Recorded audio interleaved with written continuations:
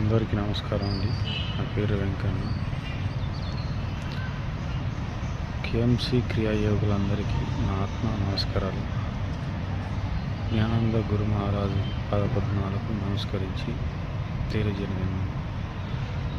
మహాశివరాత్రి సందర్భంగా మన గోవిందాయపల్లిలో శ్రీ పార్వతీ పరమేశ్వర కళ్యాణం, రుద్రాభిషేకం, హోమాలు, అలాగే దాంతోపాటు క్రియాయోగ నేర్పించబడును. ఈ కార్యక్రమంలో అందరూ పాల్గొని మన గురువుగారి ఆశీర్వాదాలు పొందగలరని మన కార్యక్రమంలో అన్నీ ఫ్రీగా ఉంటాయండి.